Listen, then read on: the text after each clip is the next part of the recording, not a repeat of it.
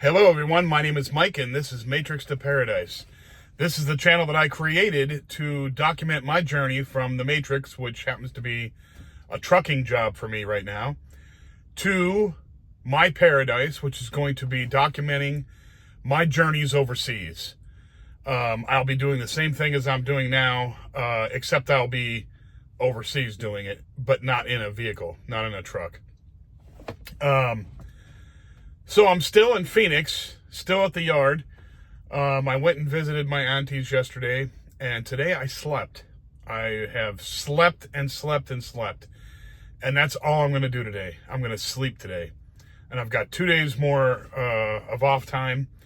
And then I'm just going to clean out my truck, get the dust buster out. I've got a dust buster that I bought a while back, and I'm going to dust bust the whole truck, get all the dust out of it, spray it down inside here and wipe it down, get it all cleaned up. Because you want to get things cleaned up after a while. You don't want it to get cruddy. I can't stand a dirty vehicle. It drives me nuts. Well, I don't like a dirty house either, but anyhow. So that's what I'm going to do tomorrow, probably. It's still kind of hot in Phoenix. I mean, it was, close to, I think it was over 100 degrees today. And I was watching the Weather Channel thing that I have. I have a little, I have some people that I follow online that are on YouTube that, predict the weather and do all this, and, the trends and, the cycles of the weather. And they're saying this is a year of La Nina. And La Nina, supposedly it's going to be not that bad of a winter. It's going to be colder up north, like in the Midwest, Michigan, Wisconsin, North Dakota, South Dakota, that area up in there. It's going to be colder. It's going to be wetter up in the Northeast, but it's not necessarily going to be cold. And it's supposed to be drier down here in the southern areas, from Southern California all the way across through Texas and into the South, Dixie. It's supposed to be drier. It's not going to be a majorly cold winter this time, because I guess the jet stream is really high angled. It's gone up, further north. So that protects, the Southwest and the not the Midwest, but the states like Oklahoma and Texas and Kansas, those, it might be a little more protected from the cold. So I'm happy. I'm very happy about that. That the Northeast and the Midwest, Michigan and all that, they're going to get the cold and the snowstorms and all that. And the place where I drive, which is the Western Regional account, should be, not too bad this winter, which I'll be very happy about, because I don't like driving through winter weather, and I don't, it's just a hassle. It's just one of those things that you don't want to deal with, but you have to, and I just don't want to. And if I don't have to, then I'll be much happier for that. So I was watching that today, and between sleep sessions here, and it's, the thing is once I settle down, I need a couple days to wind down and just get relaxed again, because for 6 weeks at a time, usually 6 to 8 weeks, depends on how I feel, but usually for 6 weeks I'm out driving, and I'm I'm not stressed out like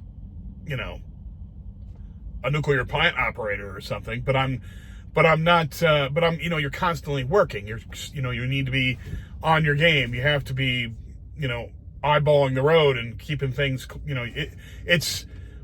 it takes effort. It's not just relaxing. I'm not just sitting in the truck and letting the truck drive. I'm having to watch the traffic and make sure that I'm on, that I'm in the game. And that takes energy, obviously. So So coming back here to Phoenix has always, has been it's my family's home place, historically.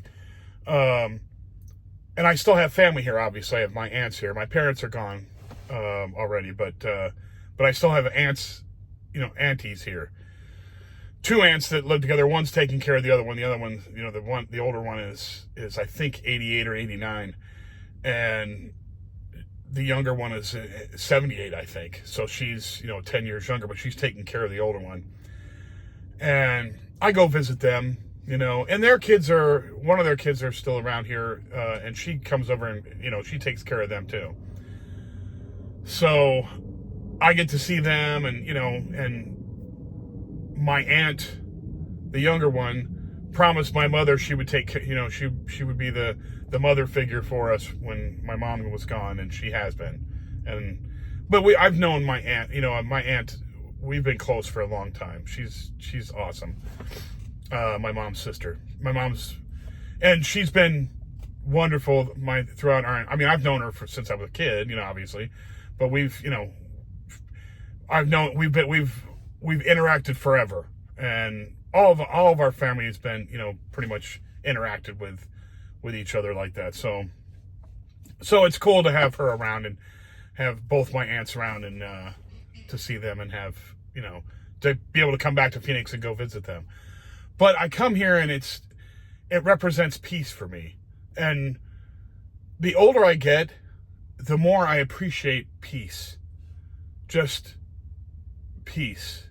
Just the calming peace that makes, it worth going for what I'm going for. The peace that I'm going to get out of what I'm going to get when I retire from here and go overseas and live the peaceful life that I want. And of course I'll be running around doing stuff, but it'll be at my pace. It'll be when I feel like doing it. Not making deadlines and, hardcore deadlines, and not, worrying about money or, making the deadlines, or, so that you don't get fired or you don't get reprimanded or any of that kind of garbage, and not that I would ever cut corners to make deadlines. I wouldn't. I mean, as far as safety is concerned and all that. But, the stress is still there. And when I come back to Phoenix, even though I'm sitting here in an industrial yard, like this trucking yard, there's nothing here. It's just a dirt lot with a couple buildings and a bunch of, cars where people are not here. They're out driving trucks all over the country. And some other trucks that are here, that are taking their time off here too. There's nothing here to be peaceful about, except there's nothing here to bother you. And so I'm just sitting in my truck. My truck's not moving, and I'm just relaxing. This is like my home. So, this is where I'm going to be spending a bunch of my time, obviously. And so today I was looking through Facebook Marketplace for rentals in Siem Reap, Cambodia. And it just blows my mind that I can go over there to Siem Reap, Cambodia, and get a Western style apartment, fully furnished, for $150. I could get one for less than that. Okay, you can scrimp back and get a little less amenities, a little less, not close to downtown. That you can strip it down as much as you need to. If you need to, you could get it down to $40 or $50, and you can even rent a room, I think, for less than that, a month. So you might have to sign up for 6 months or something, but who cares if you're paying $50? 6 months, that's, $300. Come on, that's $600 a year. If you can't afford that, there's something wrong with you. But I don't want to pare down that. If I have to, I will. If I have to even pare down further than that, I don't want to. I want to prepare myself because I'm getting too old to start, living rough. But if I had to, I would. I would do what I had to do. I'm not above anybody working hard. I'm not a below. I work hard for what I need to get, and I will sacrifice if I need to. I just, am trying to prepare so I don't have to sacrifice. That's the key. But you could pare down even further than that. You could go work for a hostel and live for free, but you have to work for them. So, until you could, find a way to make other money to be able to get out of that. But, hey, you could do what you have to do to, to move yourself ahead. Where there's a will, there's a way. Like I always say that. There's a will, there's a way, and you can make it happen. But I'm just being able to relax here in Phoenix for these 5 days, and look on my phone for apartments in Siem Reap, Cambodia, where I'm first going. And I just find that so surreal, but also so relaxing and so cathartic, because that time is coming.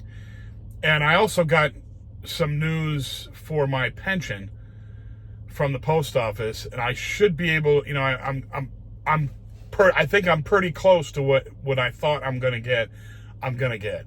So I have to give half of it to my ex-wife, which is total BS, because she never did any of the work at all to gain that, and she had a job the whole time. So, but that's neither here nor there. But from what I think I'm gonna get, that should cover my housing, my electricity, and my water bill in Siem Reap, Cambodia, and still have like $15 or $20 left over from it. So, from what I want to get. And I'm just ecstatic. I slept better for this last nap than I ever did, because I know that I'm going to be able to make it. And I only have a certain amount of money to be able to make up. And I'm looking at things conservatively. Liberally. I'm like saying, okay, I'm going to spend over the money that I think I'm going to spend, so I need to take this much money with me, and just to be safe. Not that I'm not gonna go over there and start blowing money on stupid stuff, or go partying every single night. That's not what's going to happen. But I want to plan for anything that could happen. I might need the extra money for a medical emergency or a flight back home for something, and I just want to have that extra cash.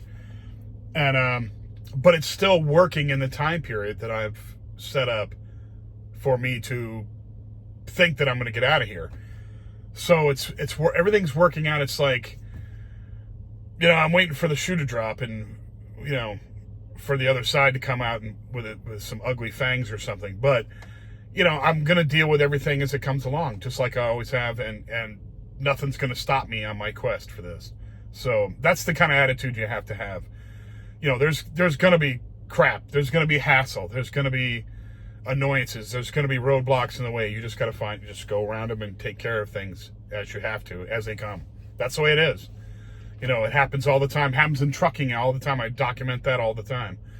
So, sitting here thinking and planning my escape from the Matrix is just peaceful to me. Very peaceful, very cathartic, very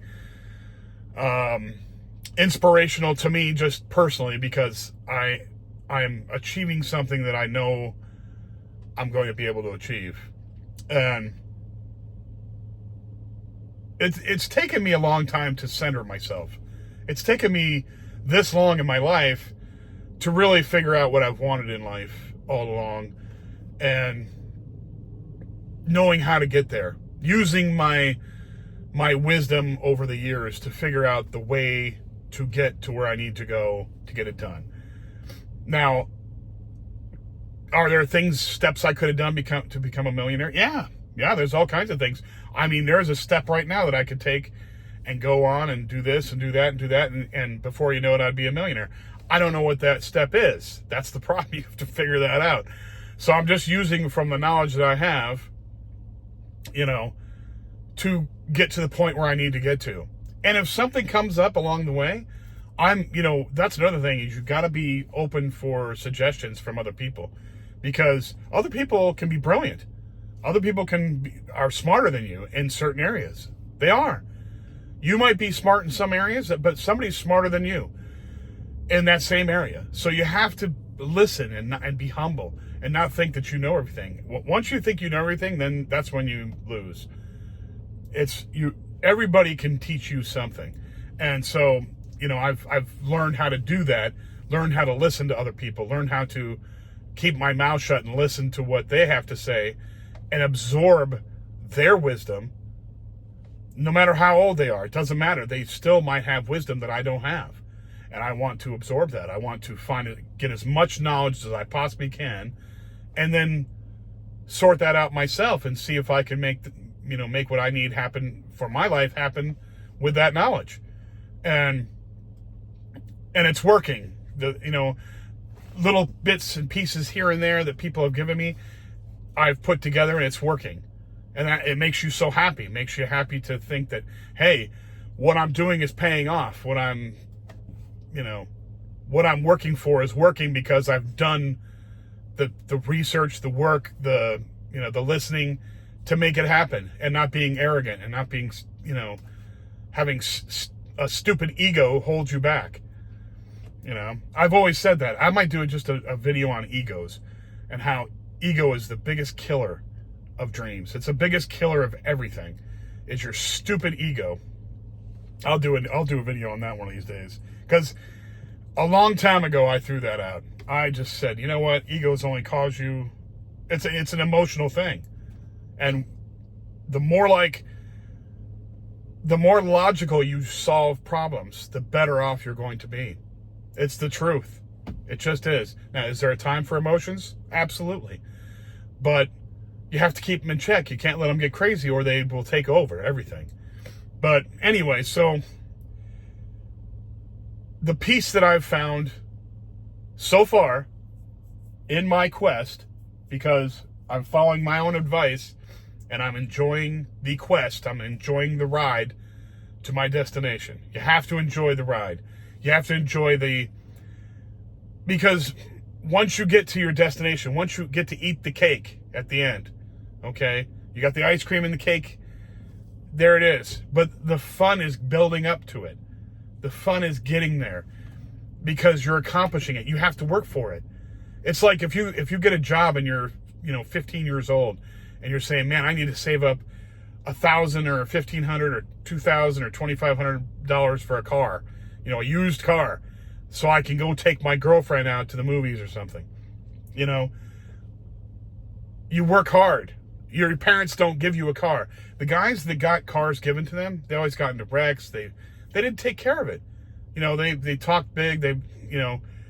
But the people who had to work for their car, who had to go to a job, however many hours during the summertime, you work your ass off, and finally you're able to drive to school with your own car.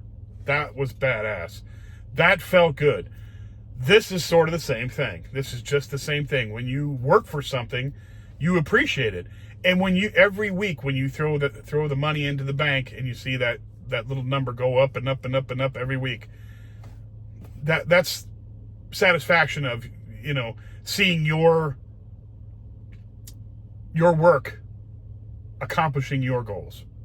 And you can't beat that. That's a wonderful feeling. It's a wonderful feeling. Even as an adult, even as a 56-year-old guy, every little achievement I make makes me happy, makes me know that I'm going the right direction. And not to say that my direction couldn't be improved. Not to say that a totally different direction could still accomplish my goals quicker or more efficiently. I'm open for that too. But as I'm going so far now, I know that it's going to happen, and I'm happy. Very happy. So I'm experiencing peace on my time off, and I can't wait to experience peace when I go overseas and live my life how I like to live it, or I want to live it. Anyhow, thank you everybody for listening to this, me ramble on about this stuff. If you like the video, please hit the like button. If you hit the like button and you haven't subscribed, please do subscribe. It helps me out in all kinds of ways. I really appreciate it. If you know anybody who likes this kind of content, trucking, escaping the matrix, travel overseas, expats, that kind of stuff, please pass it on to them. They might like it, they might not, but hopefully they do, and I'd be very appreciative of that. Have a good day, be safe, and I will talk to you again tomorrow.